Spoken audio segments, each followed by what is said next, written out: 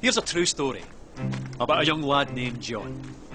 Just a local farm boy, but there was something special about the lad. A glint in his eye, a fire in his belly, a spring in his step. And one day, he went for a walk. Now this walk began when his father died. The year was 1819, and he was just 14 years old. Bereavement counselling.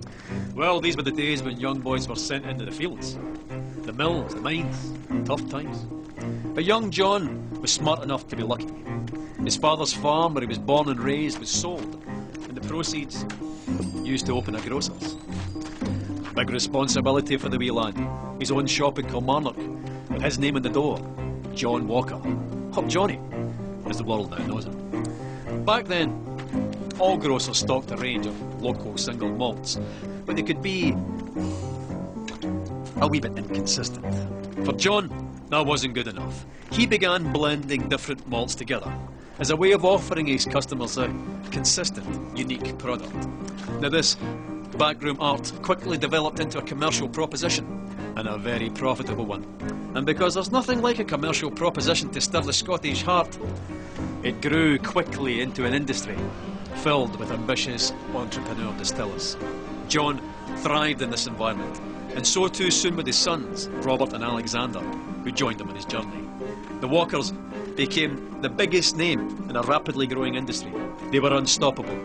In one bold bit of 19th century corporate raiding, they bought the famed distillery at Cardew, lock, stock and ensuring their supply of this silky single malt, and guaranteeing, more importantly, that none of the other big blenders could get their hands on it.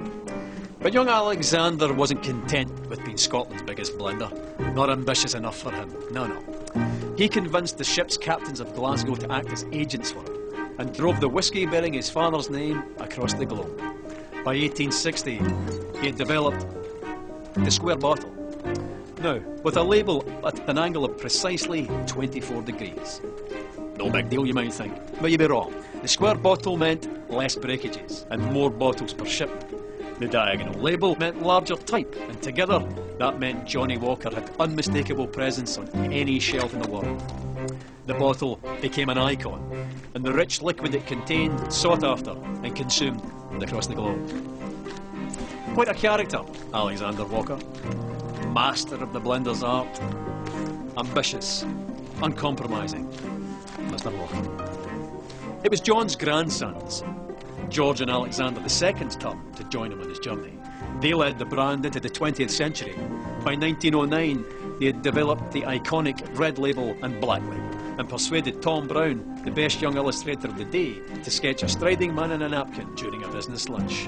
In the stroke of a pen, the Victorian grocer was transformed into an Edwardian dandy. By 1920, Johnny's walk had taken him through 120 countries, and he continued walking through the brand's advertising over the next 50 years, into the fabric of global culture, deep into the dark hearts of several wars, to the pleasure palaces of the aristocracy, immortalised by screen legends, celebrated by filmmakers, singers, songwriters, novelists, shoulder to shoulder with the great sportsmen of the age, winning countless international awards for quality, and even being awarded the Royal Warrant by King George V.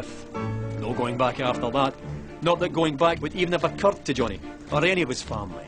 By the end of the 20th century, the familiar red label and black label were joined by the green label, the gold label, and the grandest of them all, Johnnie Walker Blue Label. By the beginning of the 21st century, Johnnie Walker wasn't just the world's biggest whisky brand, but an international symbol of progress. The brand's keep walking mantra, adopted by pro-democracy protesters and parliamentary speechwriters. What would the farm-born Victorian grocer have thought of all of this? He'd have loved it. A Victorian farm-born grocer he might have been, but he and the family that followed him were possessed by a fiery ambition with the skill and intelligence to match. 200 years later, and Johnnie Walker's still walking, and he's not showing any signs of stopping.